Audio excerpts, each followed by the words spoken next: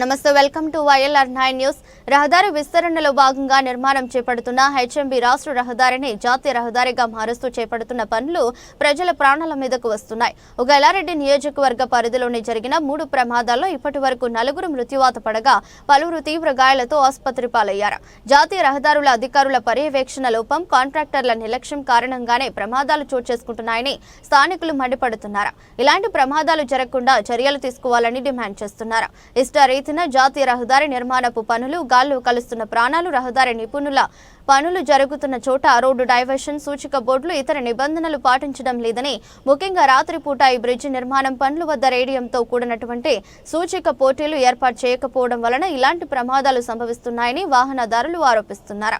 ఇప్పటికైనా జాతీయ రహదారికి సంబంధించిన అధికారులు ఎప్పటికప్పుడు పర్యవేక్షించి ప్రమాదాలు జరగకుండా తగు చర్యలు తీసుకోవాలని కోరుతున్నారు. మీకు బంధుగా నాకు బంధుగా మీకు అన్యాయం జరిగింది, మీకు ఎంతో కొంత న్యాయం జరగాలి. అదే సార్, కానీ ఇట్లా రోడ్ అవును సరే, అదే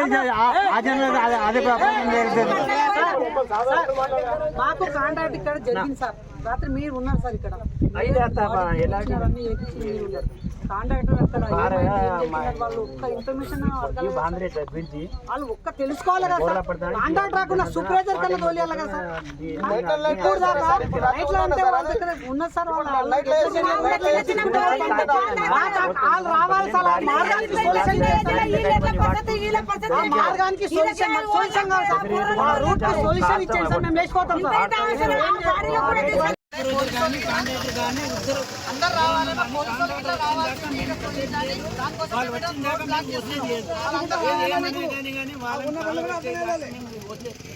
రాలేదంటే ఉన్న మిషన్ అన్ని ఏమన్నా పెడితే వాళ్ళు దారి ఇక్కడ నుంచి ఉన్నదని వాళ్ళు దారి ఉందని వాళ్ళు డైరెక్ట్ వెళ్ళిపోయారు.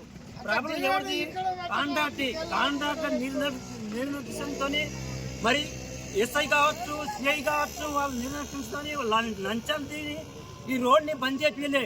ఇక్కడ అదే రోడ్ కానీ ఏదైనా అడ్డము మట్టి కానీ వేస్తే ఈ రోడ్ దారి ఉందని ఇక్కడే దారి వెళ్ళిపోయేటోళ్ళు.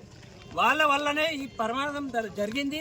పోలీసుల వల్ల కావచ్చు, కాకపోతే కాంట్రాక్ట్ వల్ల కావచ్చు, ఇద్దరి వల్లనే. పోలీసులకు లంచం తిని వాళ్ళని ఏమైనా పోవడం, అది నిర్లక్ష్యం పోలీసు వాళ్ళది.